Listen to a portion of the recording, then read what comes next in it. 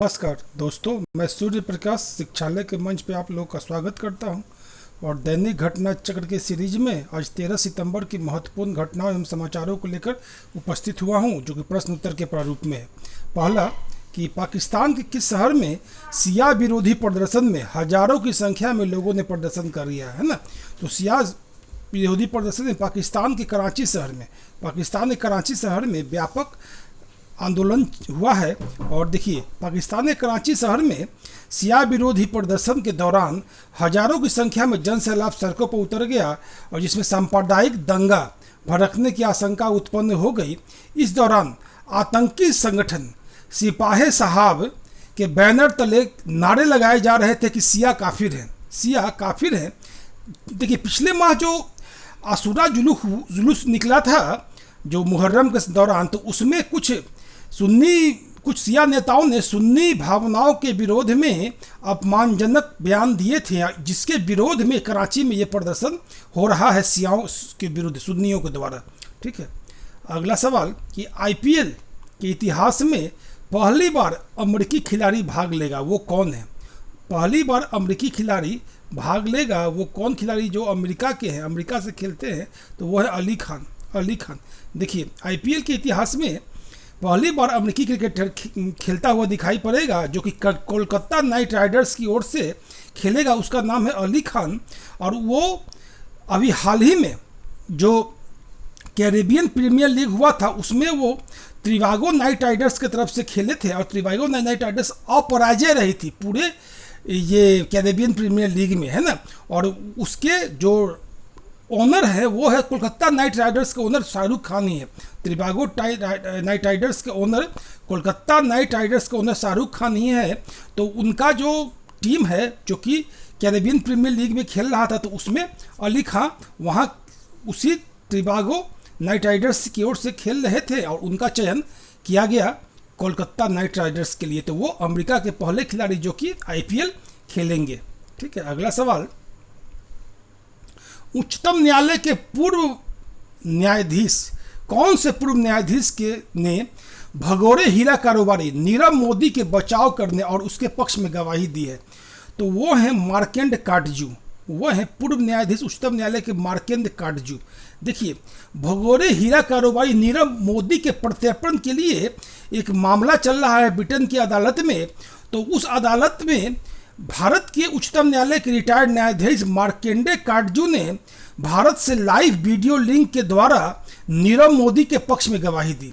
उन्होंने नीरव मोदी का बचाव करते हुए कहा कि भारत में उनको उचित न्याय नहीं मिल पाएगा।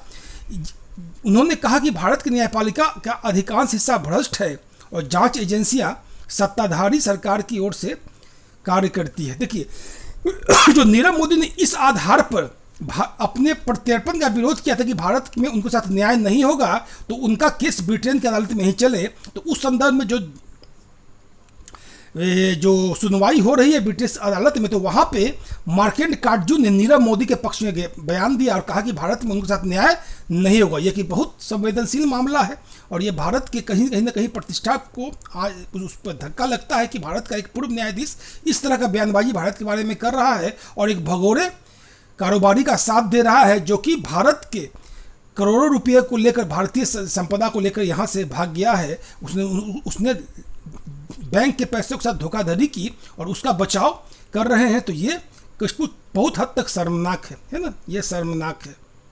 ठीक है। देखिए, जो नीरव मोदी पर एक और जो मामला, देखिए इसको समझना पड़ेगा हम लोग को, कि नीरव मोदी पर सरकार ने उसके संपत्ति को जब्त किया। 329.66 करोड़ रुपए की संपत्ति जब्त की एफईओ कानून के तहत। और ये एफईओ कानून क्या है? फ्यूगेटिव इकोनॉमिक ऑफेंडर एक्ट, जो कि 2018 में पारित किया गया था। और इस कानून को आधार बनाकर नीरव मोदी की 329.66 करोड़ की संपत्ति को जब्त किया गया सरकार की ओर से। और ये पहले भगोड़े हैं जिनकी संपत्ति जब्त। ये मामला विजय माल्या पे भी चल रहा है, और ये एक्ट उनके ऊपर भी लगा है, फ्यूगेटिव इकोनॉमिक ऑफेंडर एक्ट, है ना। जो कि नीरव मोदी की संपत्ति इस अधिनियम के तहत जब्त की गई। 2018 की यह अधिनियम था जिसके आधार पर नीरव मोदी की संपत्ति को जब्त किया गया।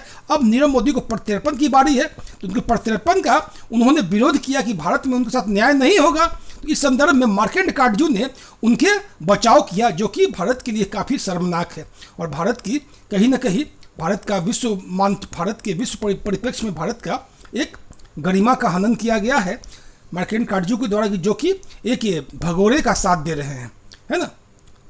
अगला सवाल कि अफगानिस्तान शांति वार्ता कहाँ आयोजित किया जा रहा है।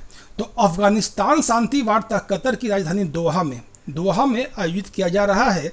देखिए, जो अफगानिस्तान में तालिबान आतंकियों एवं सरकारी प्रतिनिधियों के बीच वार्ता जो है दोहा में अमेरिकी विदेश मंत्री माइक पोम्पियो की मौजूदगी में शुरू हो गई है ना। इस वार्ता के माध्यम से अफगानिस्तान में लंबे समय से चल रहे विभिन्न जो संघर्ष चल रहा है तालिबान और सरकारी सेना और अन्य संगठनों के बीच, तो वो संघर्ष को खत्म करके शांति के स्थापित करने का उद्देश्य किया गया है कि एक वार्ता के द्वारा। इस वार्ता की सफलता पर, अगर ये वार्ता सफल होता है, तो अमेरिका और नेटो सैनिक जो 19 साल से अफगानिस्तान में है वहाँ से उनकी वापसी का रास्ता साफ हो जाएगा। ये महत्वपूर्ण है, ठीक है, अफगानिस्तान के संदर्भ में। अगला सवाल, हाल ही में स्वामी अग्निवेश का निधन हो गया, वे किस क्षेत्र से संबंधित थे। तो स्वामी अग्निवेश समाज सेवी थे, है ना, समाज सुधारक थे। तो यहाँ ऑप्शन डी होगा समाज सुधारक, है ना, ठीक है। स्वामी अग्निवेश सामाजिक कार्यकर्ता और समाज सुधारक थे। स्वामी अग्निवेश सामाजिक कार्यकर्ता और समाज सुधारक थे, है ना। अगला सवाल, हाल ही में श्रीलंका के पूर्व क्रिकेट खिलाड़ी टोनी ओपाथा का निधन हो गया। उनकी विशेषज्ञता क्रिकेट के किस क्षेत्र में थी।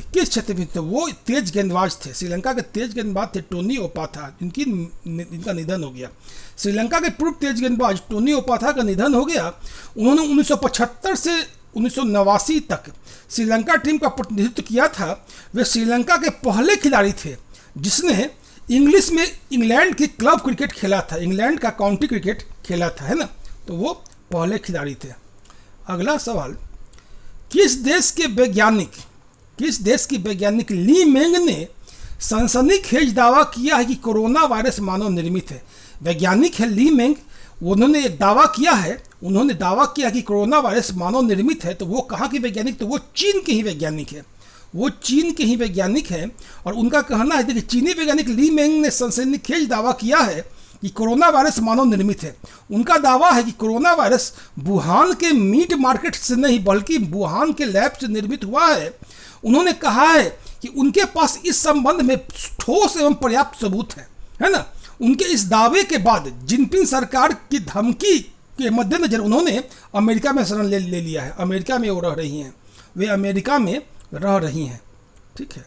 अगला सवाल, किस दक्षिण अमेरिकी देश में पुलिस हिरासत में एक व्यक्ति की मृत्यु के बाद हिंसा भड़क गई। तो वो देश है कोलंबिया। यहाँ ऑप्शन ए होगा, वो देश है कोलंबिया। देखिए, कोलंबिया में पुलिस हिरासत में एक व्यक्ति की मौत के बाद हुए विरोध प्रदर्शन में 13 लोगों की मृत्यु हो गई है और 400 से अधिक लोग घायल हो गए हैं, ठीक है। अगला सवाल, कि किस अफ्रीकी देश में सोने की खदान ढहने से 50 मजदूरों की मृत्यु हो गई। तो वो देश है कांगो, है ना, कांगो। ऑप्शन डी होगा यहाँ पे, ऑप्शन डी होगा कांगो, है ना। देखिए, कांगो गणराज्य में सोने की खदान ढहने से कम 50 मजदूरों की मृत्यु होगी। यह दुर्घटना डेट्राइट सोने की खदान साइट पे हुआ और इसका कारण वहाँ भारी बारिश को बताया जा रहा है। भारी बारिश के कारण सोना का खदान ढह गया जिसमें 50 मजदूर दब के मर गए। उससे ज़्यादा मरने की आशंका है क्योंकि अभी 50 ही 100 निकाला जा रहा है और अभी 100 की खोजबीन जारी है ना। अगला सवाल, किस केंद्र शासित प्रदेश ने अपने सभी निवासियों के लिए स्वास्थ्य बीमा योजना लागू किया है। महत्वपूर्ण है, अपने सभी निवासियों के लिए, वहाँ रहने वाले सभी लोगों के लिए स्वास्थ्य बीमा योजना।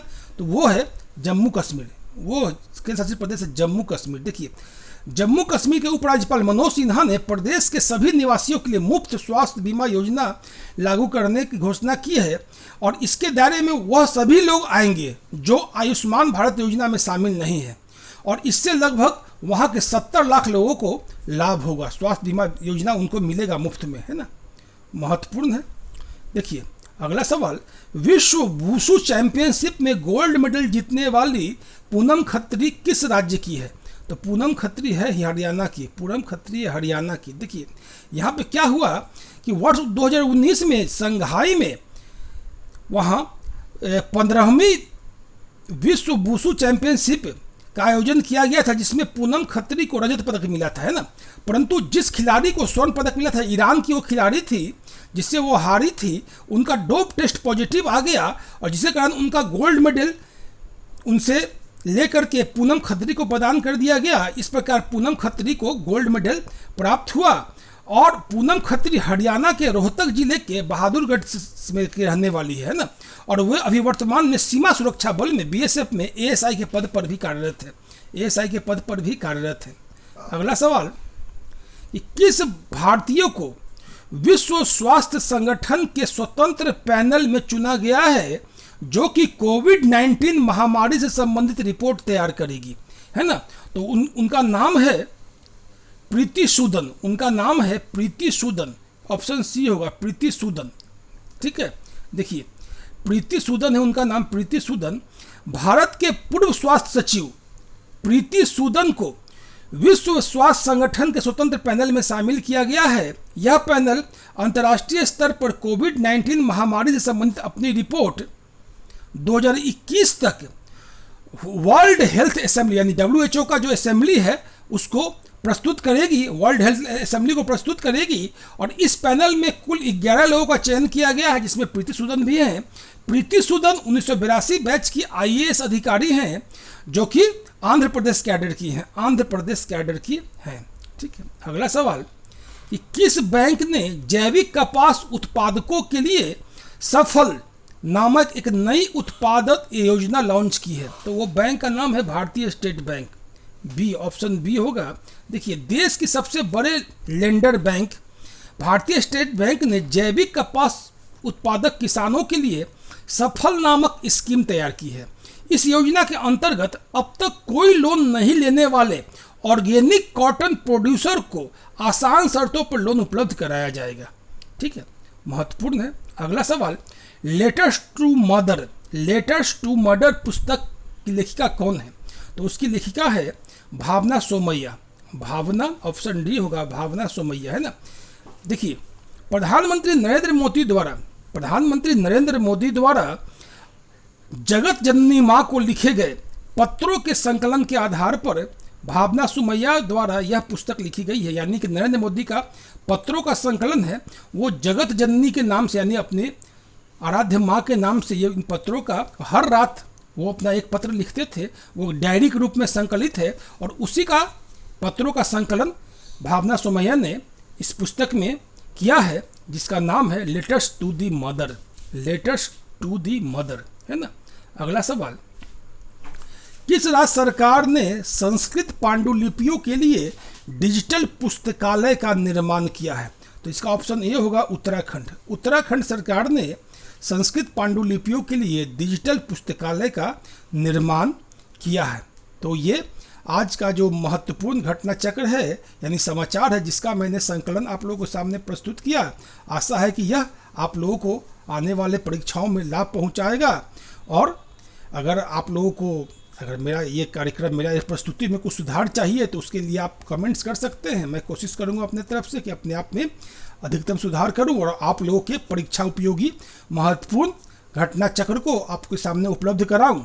और इसी तरह आप लोग सहयोग करते रहें। और अगर मेरा कार्यक्रम में पसंद आ रहा है तो मेरा इसको आप शेयर कीजिए, लाइक कीजिए, सब्सक्राइब कीजिए। और इसका जो अगर PDF जो इसका जो पूरे जो मैंने इसका विश्लेषण किया इस प्रश्नों का, तो उसका एक PDF प्रारूप में शिक्षालय के टेलीग्राम लिंक पर ये उपलब्ध भी रहता है, तो वहाँ से आप इसको डाउनलोड भी कर सकते हैं। तो आज मैं अपना कार्यक्रम यहीं समाप्त करता हूँ, कल फिर मिलते हैं, तब तक के लिए नमस्कार।